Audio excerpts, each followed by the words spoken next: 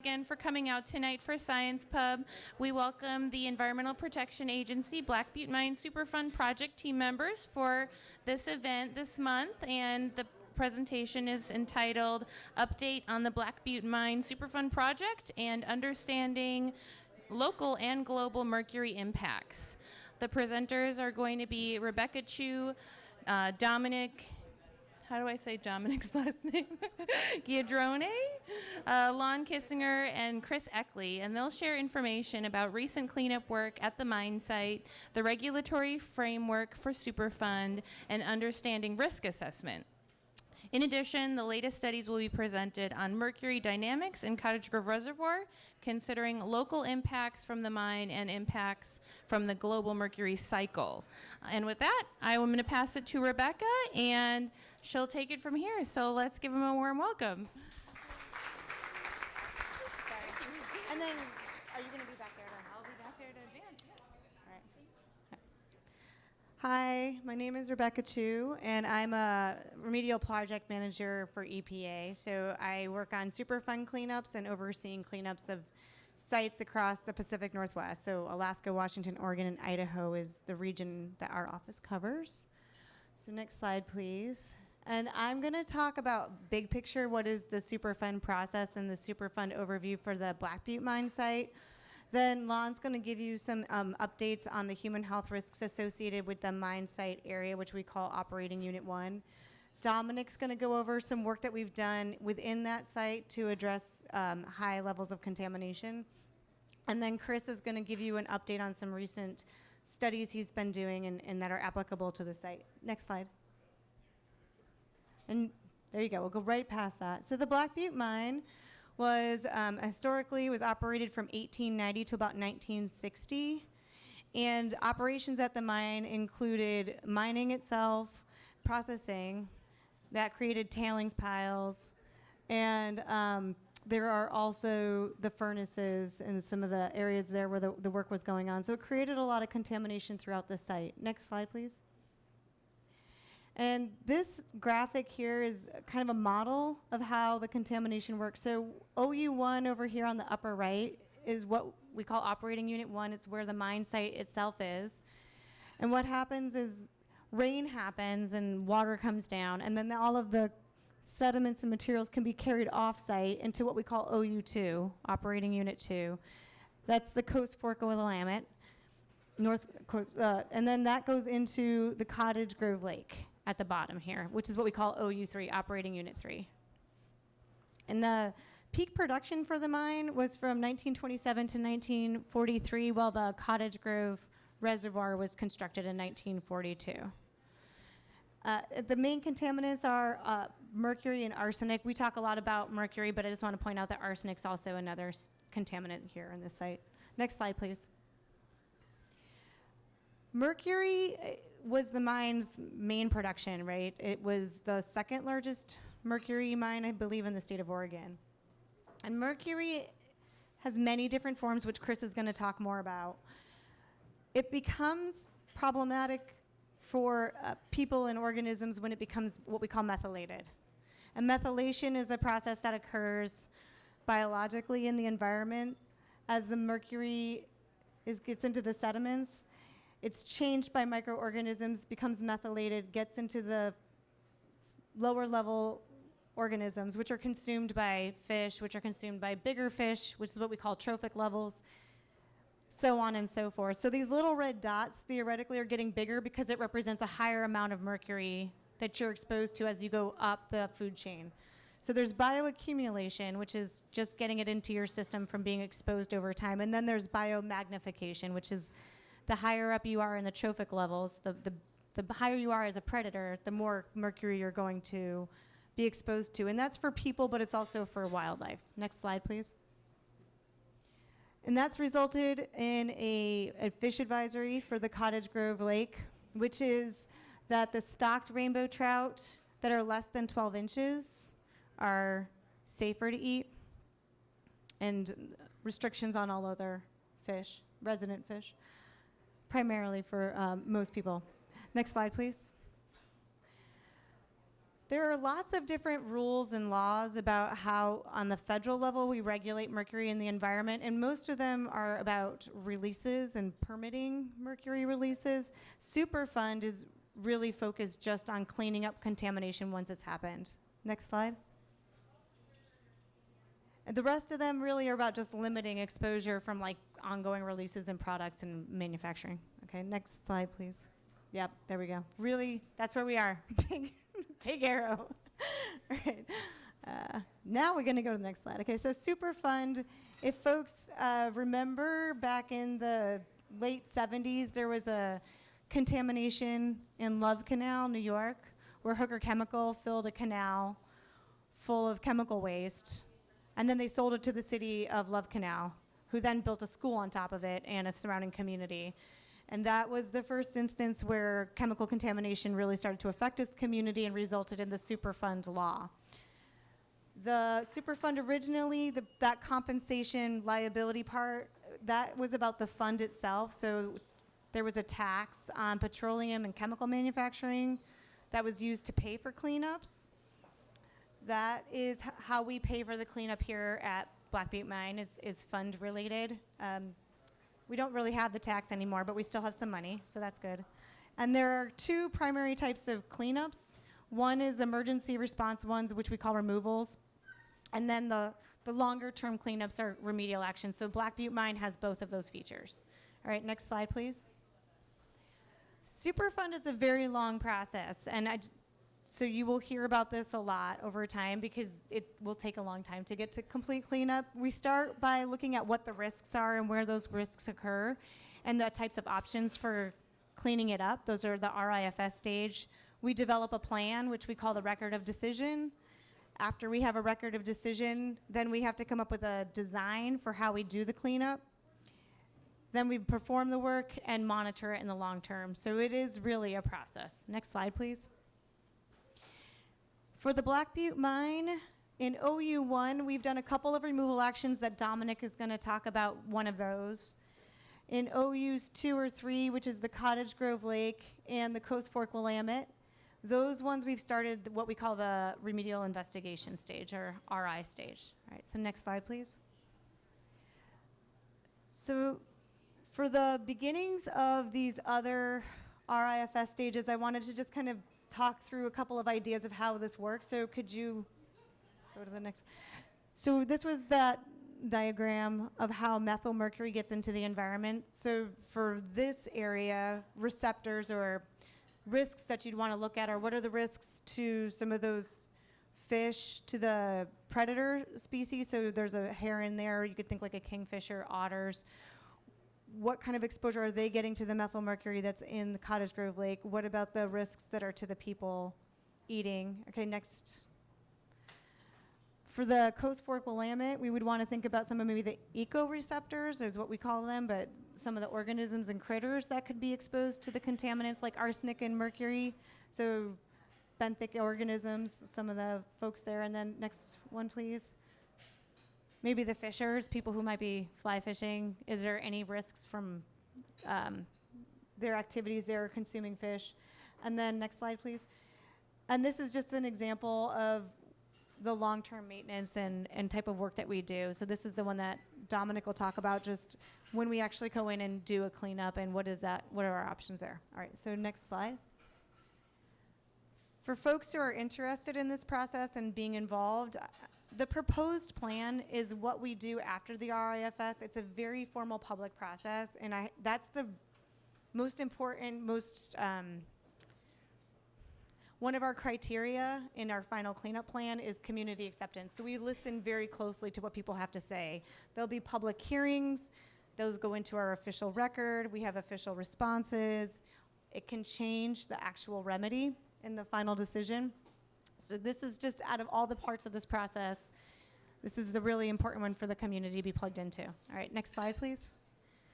So once we have our ROD and our cleanup plan in place, we're out there, right? Like we're moving things. Like, no, unfortunately, that's not how it works. Next slide. Once we have our cleanup decision, we have to get to our design. We have to get contractors in place to do the work. And then we have to do long-term monitoring and maintenance to make sure that everything's working and there's not, and fixing things along the way. So we're talking a very long years of process. All right, next slide. And in the interim, there are a lot of other things going on in this watershed that affect and interplay with our cleanup. So there's the CORE's Willamette Valley System EIS. It sounds like you guys may have heard about that a little bit, where they're doing the public comment. I think they're in public comment right now on the EIS, and that does affect the Cottage Grove Reservoir and how that's operated. Oregon DEQ is preparing or has prepared a plan for addressing mercury in the Willamette Basin to bring the water body into compliance with the state's water quality standards, and the Superfund site is part of that. And then Oregon Health Authority has done an assessment for this Cottage Grove Reservoir, which involves the fish advisory. They looked at, recreational use of Cottage Grove Lake, and they didn't feel like there was any major concerns there. The only other thing they wanted to highlight is that there's an arsenic groundwater issue just generally outside of our Superfund site in this area, but that was not necessarily associated with the cleanup itself. So with that, I'm going to turn it over to Lon, who can tell you more about the human health risk assessment for the mine site.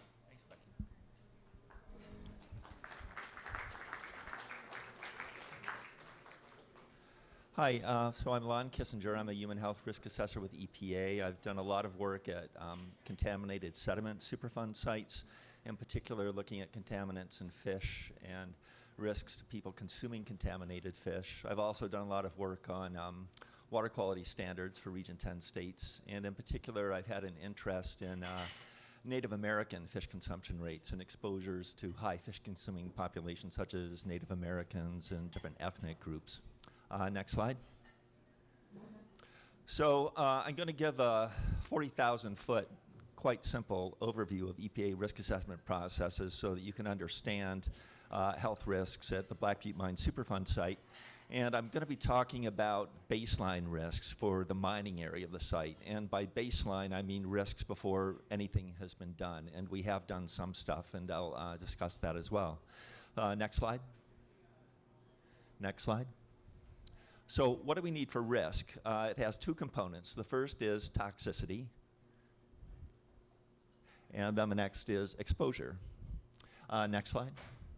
So what is toxicity? Basically, it's an adverse effect that occurs when a chemical enters a person's body, and typically these adverse effects increase as the dose or the amount of exposure increases. Next. So basically, EPA looks at two broad classes of toxicity. The first would be the ability of a chemical to cause cancer. And then the next one would be all other effects, so non-cancer toxicity. Next slide. So now I'd like to talk a little bit about something they're called dose-response relationships. And first, I'd like to look at non-cancer chemicals with non-cancer adverse effects. And basically, EPA assumes that a human is exposed to something, and we're talking about chronic long-term exposure. So you're taking something in on a daily basis over some period of time, and as the dose goes up, initially your body can deal with it, and then finally you hit a threshold and you start seeing adverse effects. So for non-carcinogens, we've got like a threshold dose-response curve. Next. And then for cancer, we assume that there is no threshold. With any dose, there is some increased risk of cancer. Next. So how do we measure toxicity? So next bullet.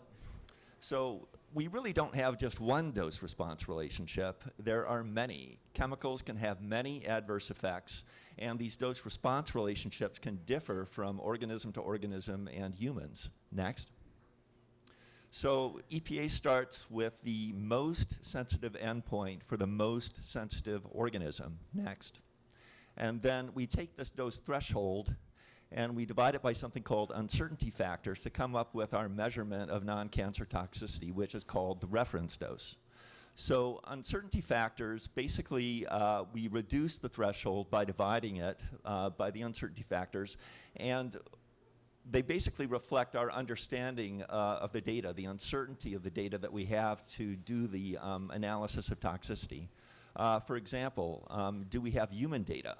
Do we have long-term studies? All of these things go into determining what the uncertainty factors are. And typically, they range from 10 to 1,000. So this reference dose is actually, it depends on the chemical, but it's 10 to 1,000-fold less than the threshold associated with toxicity. Next. So again, the reference dose is the amount of chemical that you can take in on a daily basis over the course of a lifetime without expectation of adverse effects. And typically, we've got like a plus or minus factor of 10 in being certain about this value. Next slide. So what about carcinogens? Next. So what we have is something that's called the slope factor. Next. And basically, I showed that line, that linear model, dose-response model, and the slope factor is the slope of that line. It's the ratio of cancer risk to dose. And the steeper that line gets, the more potent a carcinogen is. For example, like dioxin has a slope factor of about 156,000.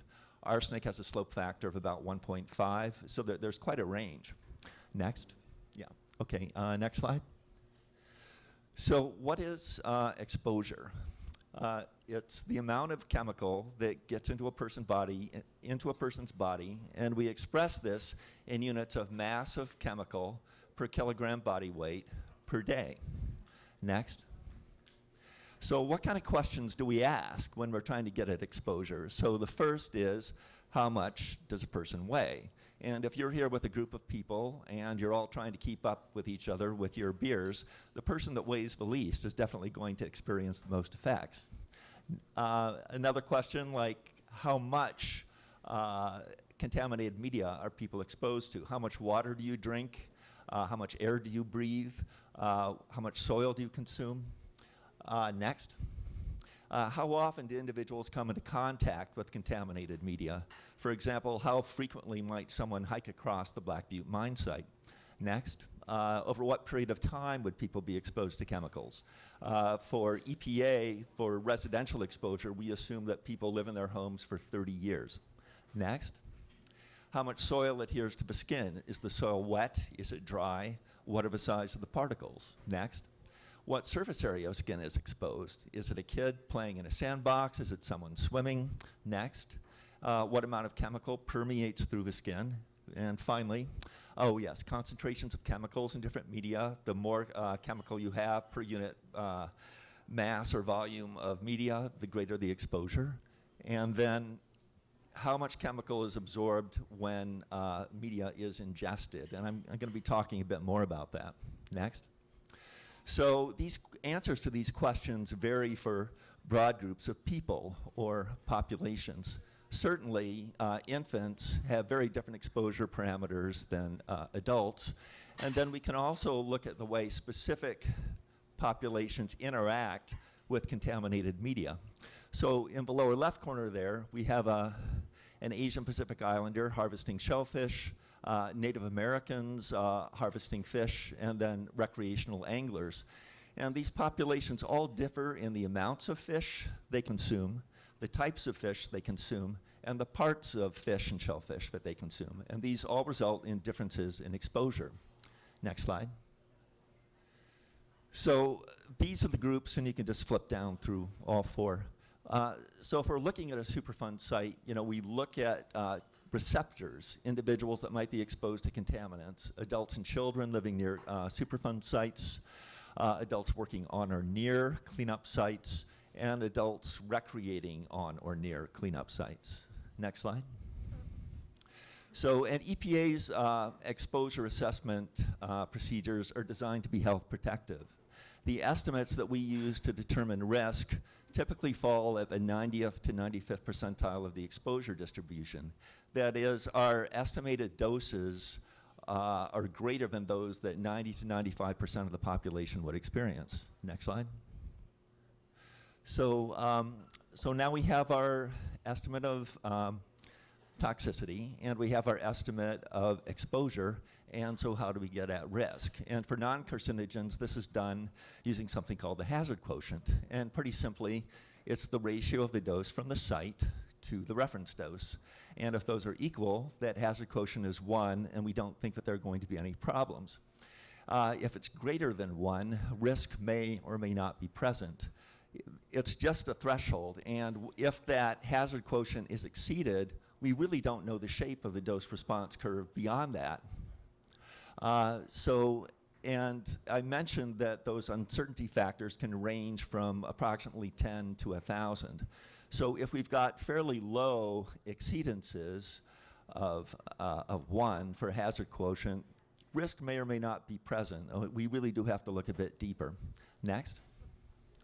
So again, for risks for carcinogens, we take that slope factor. So that's the ratio of risk to dose. We take that times dose, and we get risk. And so EPA is typically concerned with, next, risks between 1 in a million and 1 in 10,000. So that's a 1 preceded by lots of zeros in each case. And site risks must exceed 1 in 10,000 in order to be addressed by the Superfund program. And current cancer risk from all sources, for men it's 1 in 2, or 0.5. And for women it's 1 in 3, or 0.3 repeating. And as you can see, the risks that EPA is concerned about in conjunction with the Superfund program are far lower than the general cancer risk that, from all sources. Next slide. All right, so now that I've gone through all that, and you seem to be paying attention, so I'm very thankful for that. I'd like to talk about the actual mine risks. So what are the most important chemicals? So for mercury, we've got elemental mercury, which was the objective of the smelting process there. And then we've got mercury salts, and cinnabar mercuric sulfide is the one that is really present at the mine, and I'll be talking a little bit more about mercuric chloride. And then we've really heard a lot of discussion about organic mercury, or methylmercury, which is a problem via fish consumption. And then, as Rebecca mentioned, the mining process also mobilized arsenic. So next. So again, cinnabar is the primary form of mercury present at the mining site. And we used mercuric chloride's toxicity, though, to assess risks. And this was because EPA really doesn't have great toxicity measurements for cinnabar. However, existing data suggests that mercuric chloride is about 10 times more toxic than cinnabar. Next. So now I'd like to talk about bioavailability. Assume someone consumes some soil with mercuric sulfide in it, and then someone else consumes soil with an equivalent amount, the same number of molecules of mercuric chloride. And the issue is that mercuric sulfide is relatively insoluble. So it can pass through your GI tract. It doesn't break down into the mercury ion and sulfide ions. And it passes through, whereas for mercuric chloride, mercury ions form, and they're then available for absorption and can cause toxic effects. Next slide. So what's the impact of bioavailability on our analysis of human health risks? Next. So failure to account for bioavailability, I mean, if you assume everything is absorbed, it can result in an overestimation of risk. And this really hasn't been very well worked out for mercury salts. And so in our risk assessment, we actually assumed that it was completely absorbed. So we were being very health protective in our analysis. Arsenic, on the other hand, has had a lot of work done on it, and we incorporated that into our analysis of arsenic risks for the mine. Incidental soil ingestion. This is a pathway that I thought required a little explanation. And basically, if you are engaging in particular activities, your hands might encounter soil, soil might adhere to your hands, and it might find its way into your mouth and into your body. And I thought this was a lovely illustration of a possible incidental soil ingestion exposure. Next. So, major toxicity and exposure concerns for the mine. At the top, we've got elemental mercury, neurological behavioral effects, the Mad Hatter from Alice in Wonderland. You look at the uncertainty factor for elemental mercury, it's 30, and that's because the toxicity for elemental mercury was determined from human occupational data. I mean, it's very good data. And for the mine, the primary concern would be children's residential exposure via inhalation. Mercuric chloride, it's immune system mediated kidney damage. Antibodies form that attack membranes in the kidney. And look at that uncertainty factor. We don't have great data. The toxicity values for mercuric chloride were determined using studies on rats. Again, primary exposure would be children residential. Methylmercury, developmental effects, uncertainty factor of 10. And again, we've got really great data on this. There have been a lot of populations, children that are fish consumers, and it's great data. So we have a low uncertainty factor. Children and fish consumption and OU3, and I'll be back here to talk about that when we've collected a lot more data.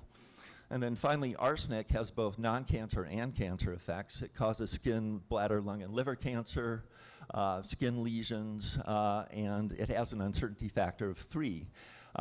We have a lot of data. There were populations in Taiwan. They drilled wells into rock that contained varying concentrations of arsenic. And so we've got human dose response curves for arsenic. Next. So quick summary of the risks. No significant cancer or non-cancer risks were found for recreational visitors, industrial workers, and construction workers. Hazard quotients, I think it was actually around 9 was the maximum value for current residents and hypothetical future residents. And then arsenic risks were within EPA's cancer risk range. They're about 1 in 100,000 for arsenic for the site. Next. So again, I mentioned these were baseline risks before anything has been done. And again, we used mercuric chloride to estimate the toxicity of mercury salt. So we were about a factor of 10 protective there. We did not include mercury bioavailability in our risk characterization process, so that also would lead to an overestimate of hazard and risk. There's very limited residential exposure in OU1, and we have remediated the yard around the existing residences in OU1. And OU1 is currently forested, steeply sloped, and I think it unlikely that there would be a great opportunity for residential exposure. And I believe that there would be deed restrictions for future construction there too that would limit exposure. Next. And with that, I'd just like to acknowledge the people that worked on the human health risk assessment, Aaron Fermanic with CDM, myself, Susan Turnblum with Oregon Department of Environmental Quality, and Mady Novak.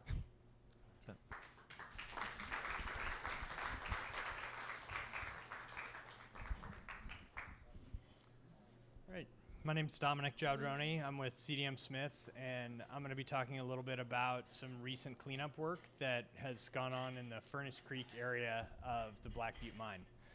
Next slide, please. So here we're going to start with some mercury concentration data. These are sources of mercury to the Coast Fork Willamette River. This plot here is showing mercury concentration, total mercury concentration in nanograms per liter. So that's parts per trillion. If you're not familiar with this box and whisker style plot, the top of the black line is the maximum concentration, the bottom of the black line is the minimum, the box is 25th to 75th percentile, and then that line in the middle is the median. So on the left, you have Dennis Creek and Furnace Creek, which are the two creeks that drain from the mine site itself. And then you can see there that those are both elevated above all of the other points, with Furnace Creek being the highest concentration. Peak concentrations near 100,000 nanograms per liter in some storm events. So then next you have Garroot Creek upstream and downstream. That's also known as Little River. This plot refers to it as Garroot Creek. So Garroot Creek upstream of the mine site, that's just upstream of where Furnace Creek comes in. Garroot Creek downstream is just downstream of the mine site. So Dennis Creek and Furnace Creek come in between those two locations. So you can see a slight increase there going downstream from the mine. And then lastly, just for comparison, we have the Coast Fork Willamette River at London Gauge. Sorry. And we also have, on the right, you can see this is a photo of Furnace Creek. And you can see the erodible material there, some mine tailings in there that available to be eroded. So next slide, please. Okay, so here I'm switching from concentration to loading. And so loading takes into account both concentration as well as flow rate or discharge of the stream, size of the stream. So the first thing I'd point out here is that you have very significant loading from upstream sources. So that big blue slice of the pie there, that's upstream of the mine. So that's, and then the next most significant source is Furnace Creek. So that's the largest source of mercury from the mine site itself. This pie chart represents sort of just downstream of the mine, so it's the creek there. And then Dennis Creek is a slightly smaller slice of the pie.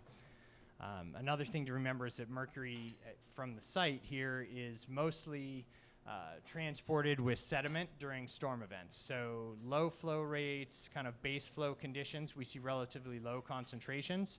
And then during storm events, we see a lot of erosion and very high concentrations of mercury. So Furnace Creek, that red slice of the pie was what was being targeted. Go ahead, next slide. So for the removal action selection process here, just want to talk a little bit about that. We have what's called an engineering evaluation and cost analysis. That's analogous to the feasibility study process that Rebecca talked about earlier for remedial actions, but this is for removal actions. We evaluated 3 alternatives here, sedimentation basins and sort of erosion control best practices were one of the alternatives that were evaluated. We also, alternative 2 was in-place containment, so basically capping of the mine material within the creek channel. And then alternative 3 was excavation of the channel, of the creek material and tailings from the creek and placement in an on-site repository. So that was all compared based on effectiveness, implementability, and cost. And alternative 3 was ultimately selected. So next slide. So this is just the 2018 Furnace Creek removal action area here that was completed in the summer of 2018 when stream flow was pretty low. It was fairly dry conditions. They removed about 13,000 cubic yards of tailings and mercury contaminated material from the creek. It was all placed in a on-site repository, and the creek was backfilled and the stream channel was restored. Next slide. So during that work, there were some additional areas of the site that we also took advantage of to remediate. So as Lon mentioned, there's the residential parcel in the northern portion of the mine. So you can see Furnace Creek in the lower portion of the figure and the residential area up there. About 1,600 cubic yards of material was removed from the residential parcel. It's very shallow soil, just top foot or so around the residence driveway and other areas to protect against potential exposure there. And then that was backfilled and restored as well. So next slide. So this summer they went back and did some work in 2019 as well in this area called the ore processing wastewater area of the site. This was kind of a very small area, but with very high concentrations of mercury, kind of representing the highest concentrations remaining at the site. And so an additional about 1,500 cubic yards of material was removed from that small area. That's the small red area in the middle. And that area was also restored to protect against erosion and keep that material in place. So next slide. And so here's a photo of the restored Furnace Creek channel showing a lot of the features that were put in here. So we have an armored channel bed, revegetated uplands, some armored slopes, and rock cross veins, all designed to prevent erosion and keep the water clean there. So next slide. So here's some before and after photos of Furnace Creek. On the left, you can see pre-removal and post-removal on the right. So the key features here, just to kind of notice all the erodible soils in the pre-removal photos. So in high storm events, all of that was being transported downstream. A lot of that's mine tailings and other mercury-contaminated material. and all the slopes are armored in the post-removal photo. So next slide. Here's just another pre and post removal photo of Furnace Creek, showing similar things, the vegetation kind of starting to come back on the right. Again, just noting the armoring and during a pretty good storm event during our recent monitoring. So next slide. So to evaluate the performance of this removal action, we did some post-removal, post-restoration stormwater sampling. We did 3 storm events this past winter, and looking both upstream of the mining impacted area, within the removal area, and also downstream of the removal area. So next slide, please.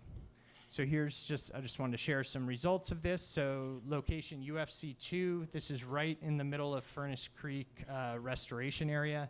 It's just downstream of the old furnace area, which was formerly one of the most contaminated parts of the site.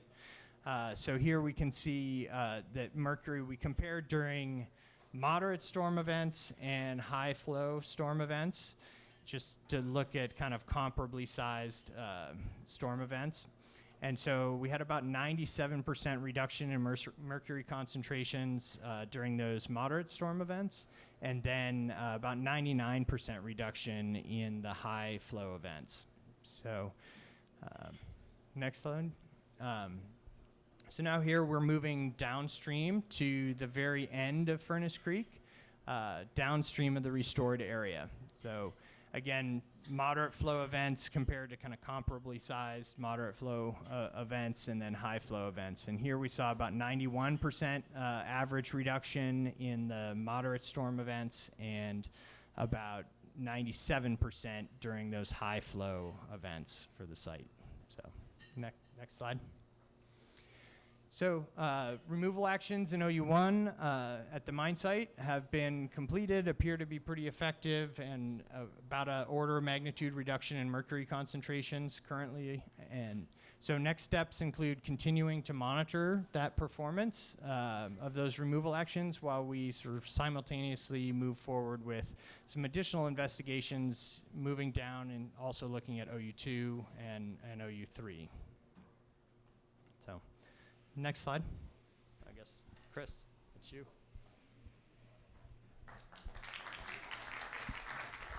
Thank you.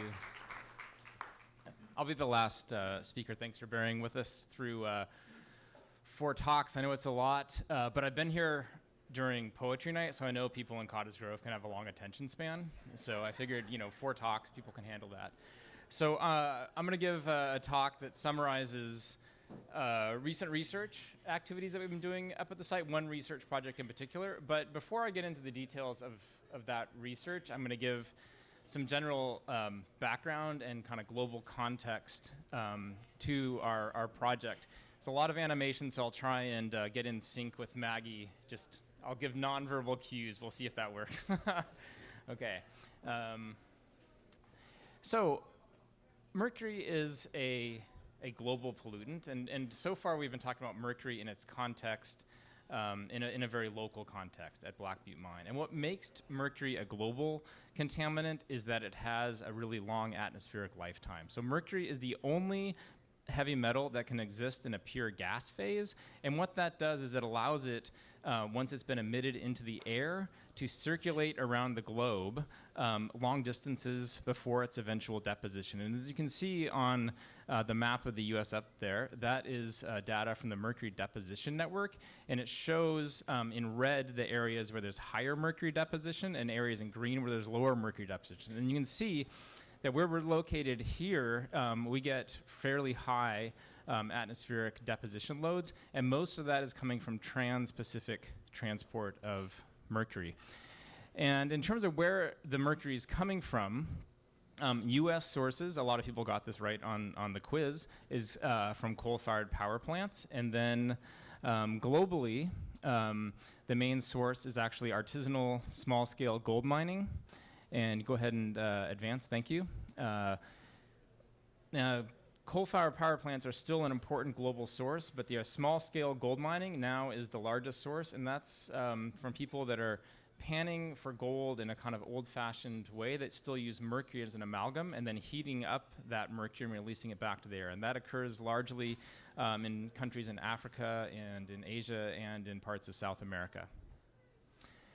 And most of those mercury releases, or almost all of them, are mercury in an inorganic form. However, most human exposure to mercury is to methylmercury through the consumption of contaminated fish. And that figure up there gives a map of fish concentrations throughout Western North America. The ones that are in yellow and orange are ones that are above safe consumption levels, at least like the national 0.3 milligrams per kilogram safe consumption level, and the ones that are in green are lower concentrations. And what that illustrates is that the scope of elevated mercury concentrations is much broader and larger than just Cottage Grove Reservoir, and is much larger than just systems that are impacted by an upstream mercury mine. The scale of elevated mercury contamination in fish is very broad, and if we look at that same data set, all those black dots are those same fish, but it's plotted against how much mercury is in the sediment within those watersheds. There is not a very strong correlation between the amount of mercury in the sediment and the amount of methylmercury that gets into the fish. And there's several reasons for that, and we can advance to the next, please. Oh, yes. I was just wondering, I know it's off topic, but what the heck is happening in Canada up there? Is that Indian reservation? That is actually, that is a good question. You said, is it a reservation? Yeah. No, I don't believe. Yeah, no, I don't believe that is a reservation. In general, the prairie potholes in Canada, those are pothole lakes for the most part, and they tend to have a lot of characteristics that are similar to wetlands, and so they're very high in terms of methylmercury production. And I'll get into that in the next couple slides. If we can advance, thank you. So there are a lot of factors that can affect that spatial variability of mercury concentrations in fish that were observed on that last graph. And if we advance, there's a whole bunch of animations on this one, unfortunately. So the two main factors are the methylmercury production as well as food web dynamics. And I'll walk through each one of those separately here. So the first factor is how bioavailable is the inorganic mercury in a system, kind of as Lon was alluding to in his talk. Not all mercury is created equal in terms of its availability to become methylated or to be taken up inside humans. And the other factor, because mercury methylation is a microbial process, it relies on anaerobic bacteria to be present. Those two factors are huge determinants in how much methylmercury ends up in a system. MEHG there is a shorthand for methylmercury. So you can have a situation where you have very high inorganic mercury concentrations, but not very much biological activity, and not end up with very much methylmercury. Where we are most concerned is areas where you have high inorganic, bioavailable inorganic mercury and a lot of microbial activity, and that's where you can get a hotspot of methylmercury production. And wetlands are often associated with high methylmercury production because they're high nutrient, high organic material, and a lot of microbial activity. The other factor that's important is the food web dynamics. And Rebecca showed a slide on that earlier. So methylmercury is very efficient at bioaccumulating and bioconcentrating up the food web. And so factors that affect which fish are present, how much mercury is taken up into the base of the food web. Go ahead and advance. And then you can go ahead and do the next one as well. Thank you. The efficiency of methylmercury transfer between different fish species, how long the food web, how long the food chain is within a particular system, all those factors can have a big impact on how much methylmercury ends up bioaccumulating in a particular fish. And so all those are factors that are disconnected from the total amount of mercury in a system that can have a big determinant on how much methylmercury ends up in the fish. We can go ahead and advance. So here in Cottage Grove, we have elevated methylmercury in fish, and go ahead and advance, and you can advance again. And the question is, how much of that methylmercury in the fish originated from the upstream Mercury mine and how much of that came in from global atmospheric deposition sources. And historically, that has been a very difficult thing for people to tease out, because when you analyze it, it's methyl mercury, and you don't really know exactly what its source was.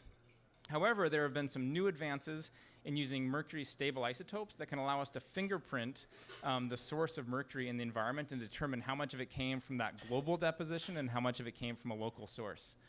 And I'll give a little bit of background on what stable isotopes are, just as a little bit of a primer so we're all on the same page. Thank you.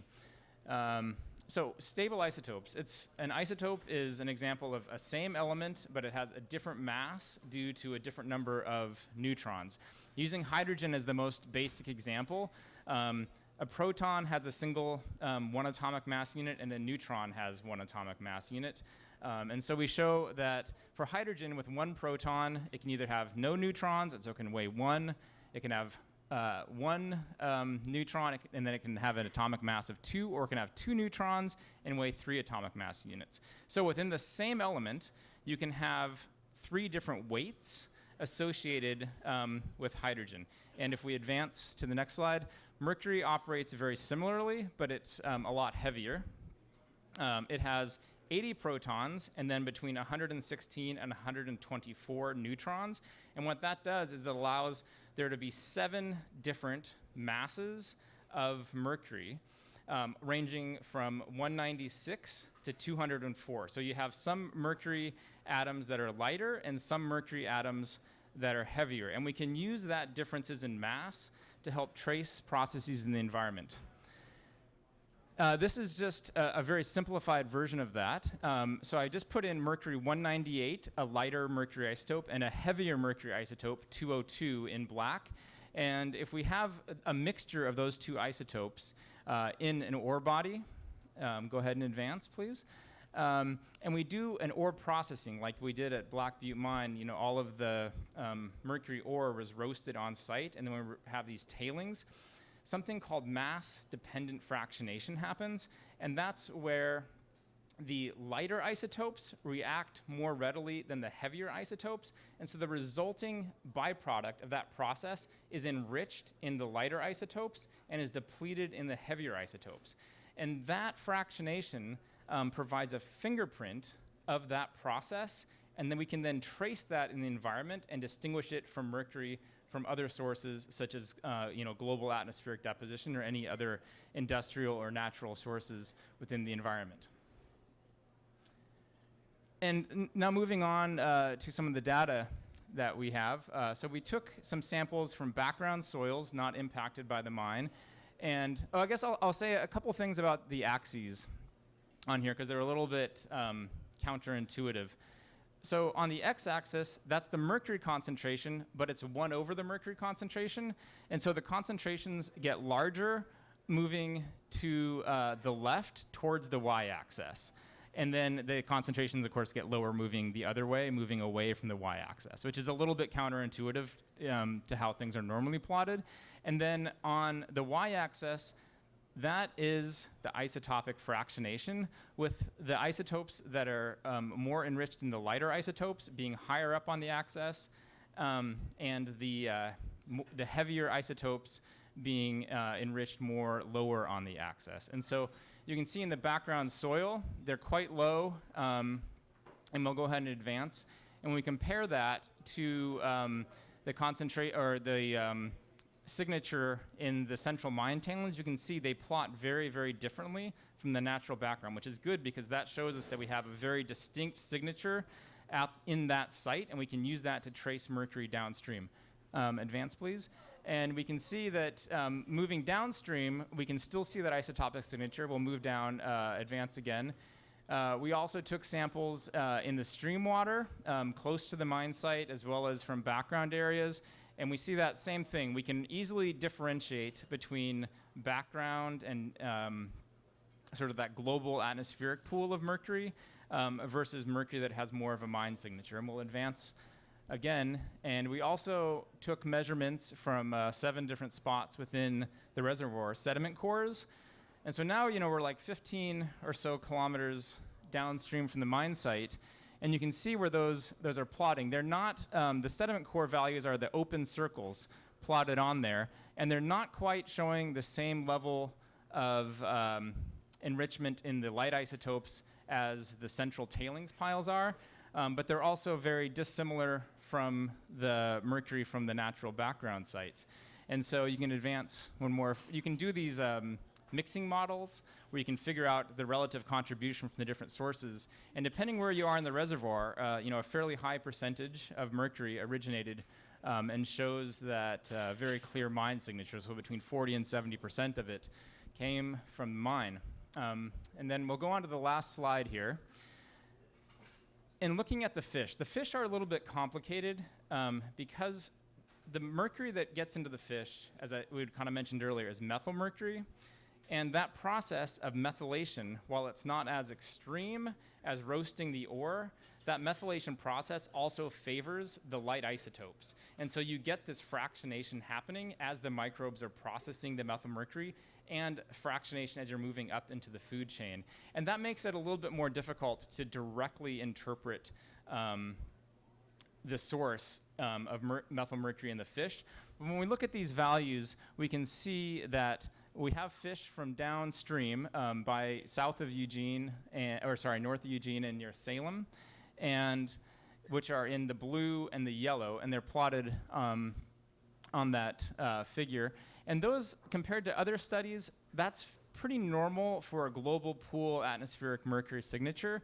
And if we look at the gray circles on there, those are fish coming from Cottage Grove Reservoir. And you can see that certain fish definitely show a more depletion in the heavier isotopes and more of the light isotopes, showing that they have more of a mine influence than other fish. And so we can go ahead and advance one more time. And so that mine signature is apparent in some, but not all of the fish in Cottage Grove Reservoir. And a lot of that has to do with what species of fish it is and what their foraging behavior is. Are they feeding mostly in the bottom sediments, or are they eating in a more open water-based diet? And those are factors that we're going to tease out a lot more in this data set. This is just a little bit of the data that we have.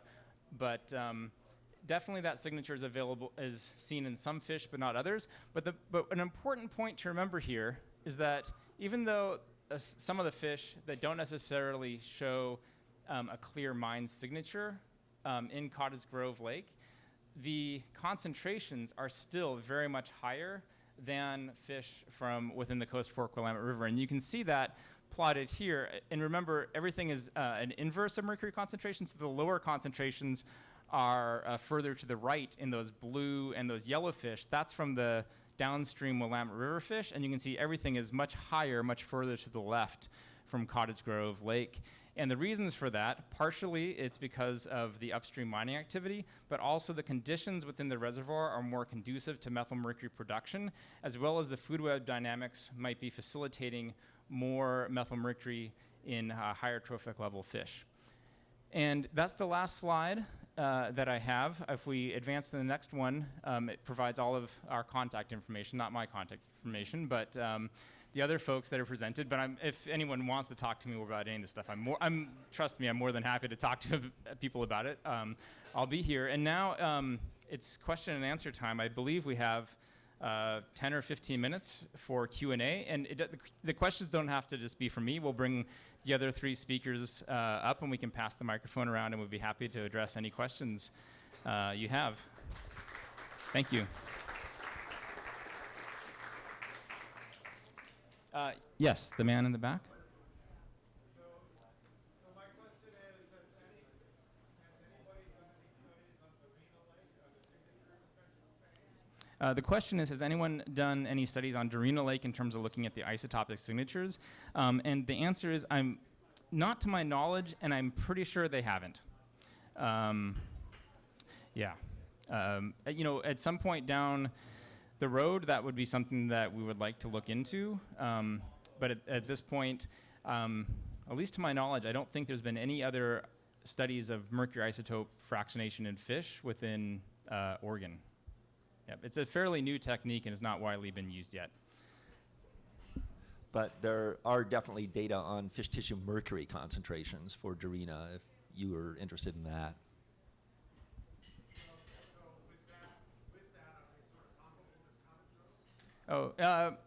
Previous studies have shown that Darina has lower concentrations than Cottage Grove, but they are definitely elevated. Yes. In front?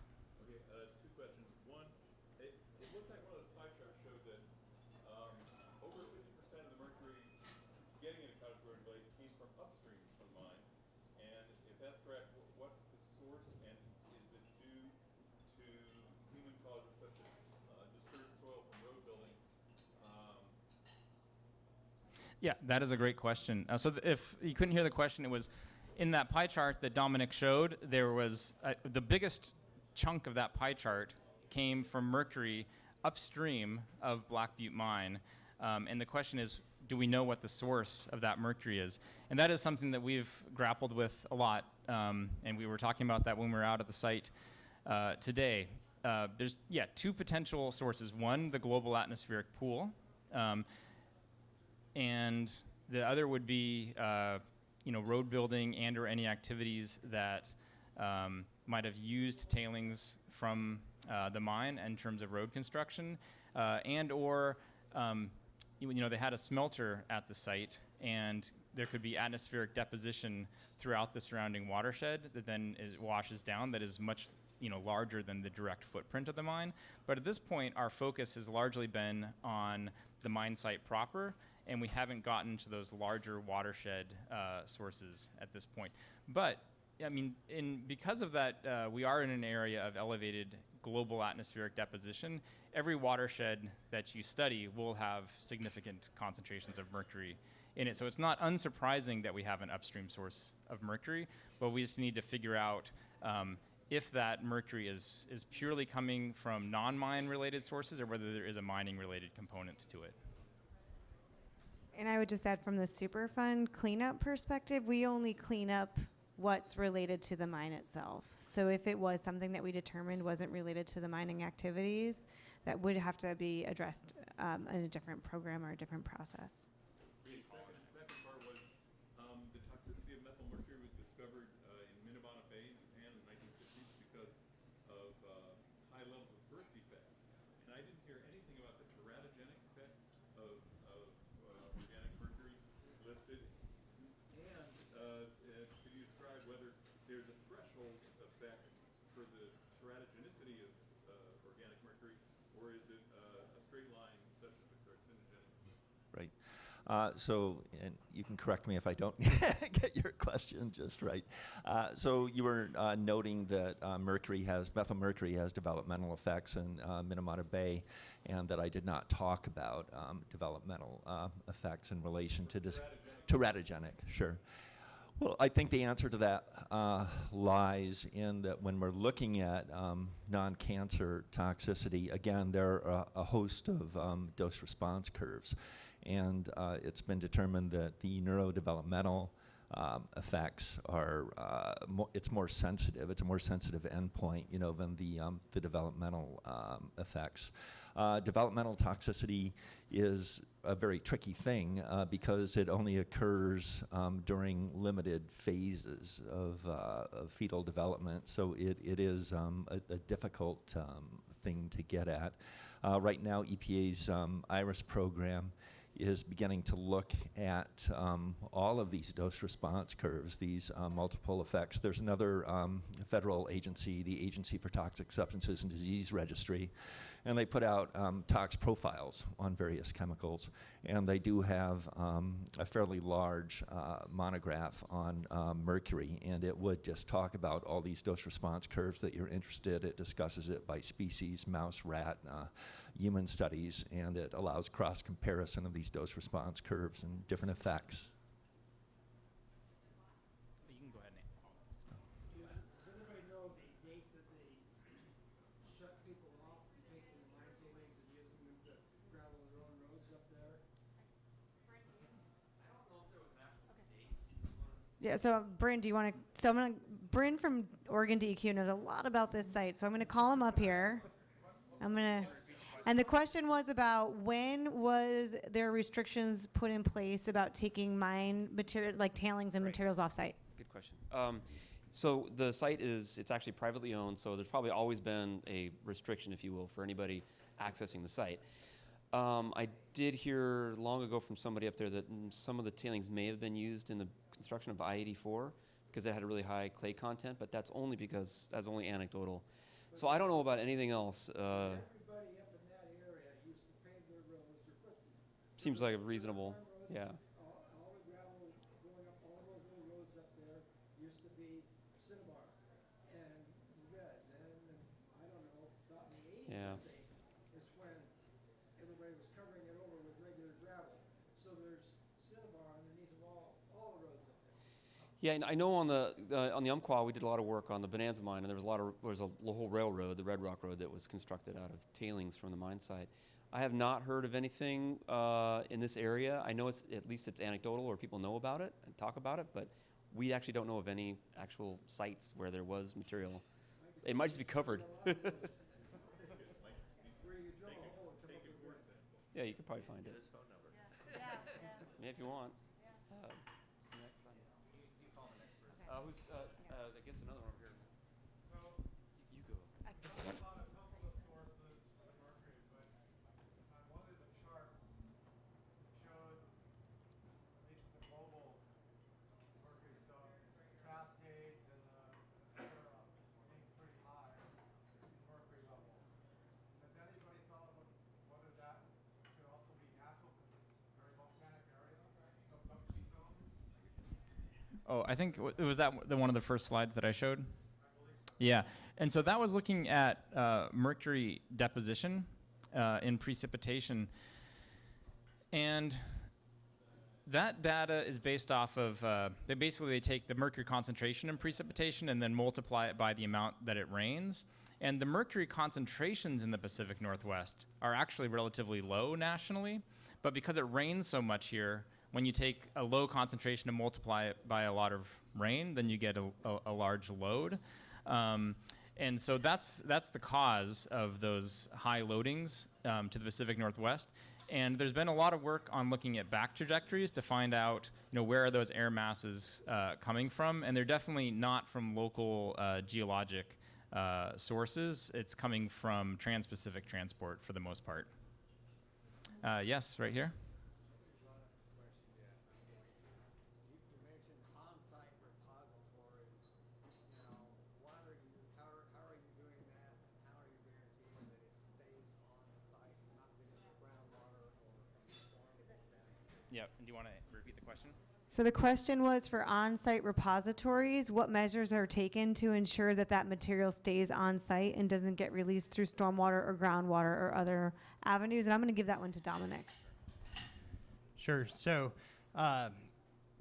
first of all, the most important transport pathways for mercury from this site are particulate-bound mercury in storm events, and so it's the erosion of those particulates and transport of that via storm type events. So the on-site repository has been covered, and there's a vegetated cover there, and then there's some drainage features, a pond to settle out any particulates, and then some rock line armored channels to control where that water flows. So that's currently how and that's going to be monitored over time.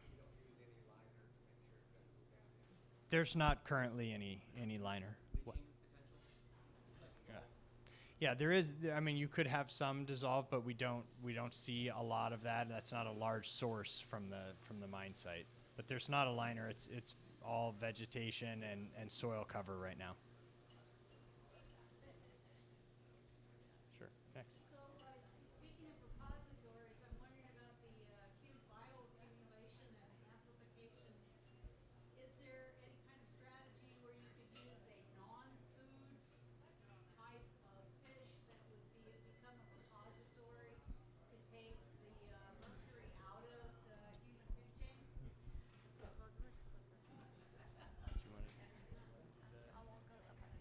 So the question was, for options, I guess there's multiple. For your question, are you specifically talking mostly about the Superfund cleanup process? Is that an option?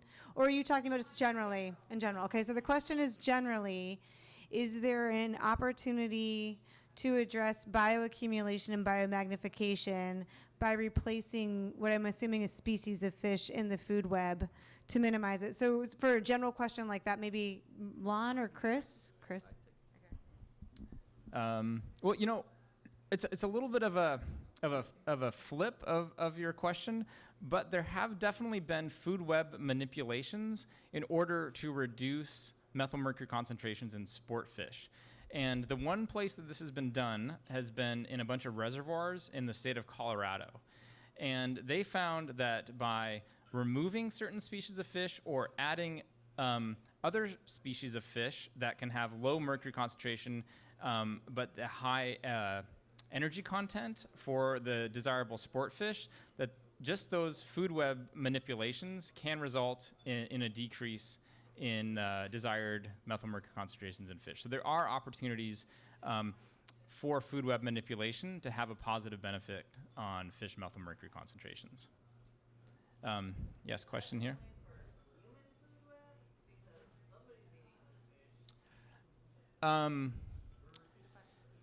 The question was, is that for human health or for eco risk? Well, that's a good question. So I was kind of flipping the question. There isn't actually a fish that you could necessarily add, and I don't think we'd ever want to add a fish. If there was one that would actually concentrate mercury in order to then use that fish as a bioextraction method. I've never heard of that being done before. And so I was doing a kind of a flipper for question and saying, but there have been opportunities that you can change what fish species are present in a system that can reduce overall fish mercury concentrations through different stocking programs. So yes, a question back there.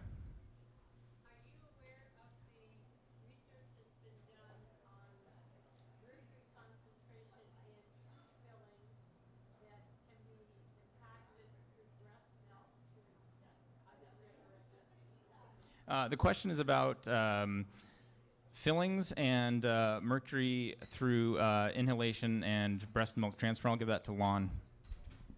And I don't have a good answer for that, but I'd be happy to research it.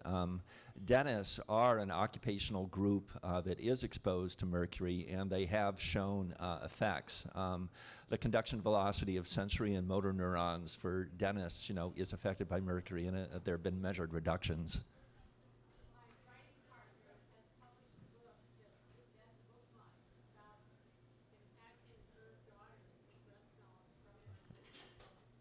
Yeah, and I think that's totally possible. I know that for organic chemicals like polychlorinated biphenyls, that they are accumulated in breast milk, and there's a great deal of exposure through breast milk. Interesting, though, the mechanism of bioaccumulation of mercury differs somewhat, from lipophilic substances like chlorinated pesticides and PCBs. Mercury binds, as we see on the environment, mercuric sulfide, it binds to sulfur groups on particular amino acids, so the mechanism is somewhat different.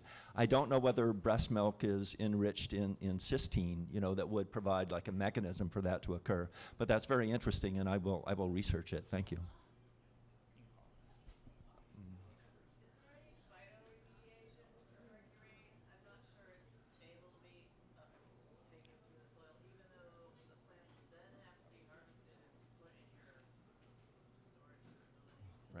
So the question is, are there any phytoremediation techniques for mercury? And this is certainly an option for other contaminants, like poplars are used to pull like TCE out of groundwater. There are certain species of ferns, for example, that are preferential, like arsenic accumulators. I am not aware of any phytoremediation options for mercury, though. So. In general, compared to a lot of other heavy metals, mercury isn't taken up very efficiently by the roots. Most of the pathway by which mercury gets into vegetation is through volatilizing from the soil and then entering into the leaves. And so in general, while phytoremediation has been used for other metals, it's not very commonly used for mercury.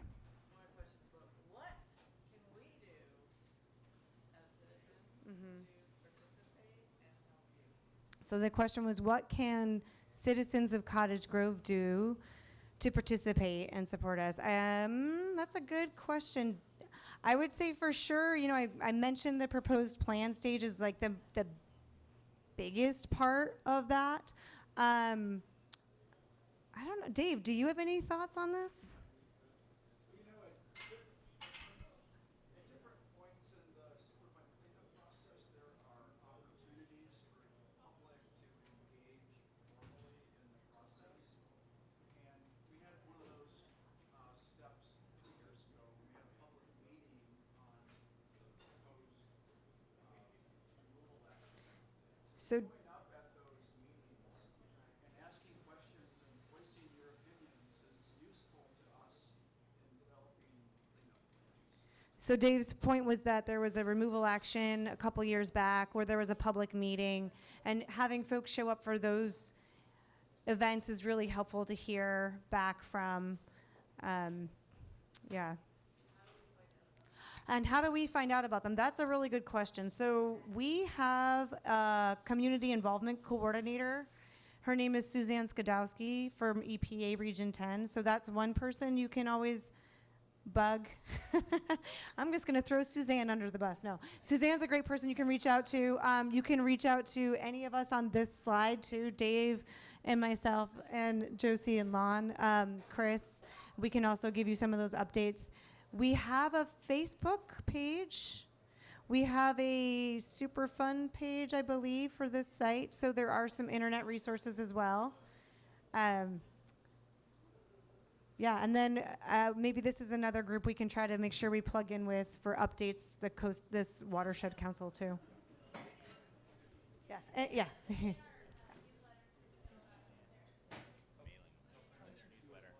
Oh, okay. Okay, they'll put him in they'll put who in the newsletter? When we have public meetings, Oh, okay, thank you. So the Watershed just nominated themselves to also advertise stuff, yes. Maybe we can talk to Axe and Fiddle and have a community catfish dinner here sometime in the summer. And now the Axe and Fiddle has just been nominated to host a community catfish dinner. So That was a public involvement idea that I had, but they shot it down. But I also think, just people coming forward with information that they have is very helpful. There was a fellow who mentioned that he had all sorts of records related to the site, and we're going to be in receipt of those. And if people, just have perceptions of mercury contaminants, such as yourself, just talking about the way mine tailings were used in construction activities. I mean, all you people live in the area.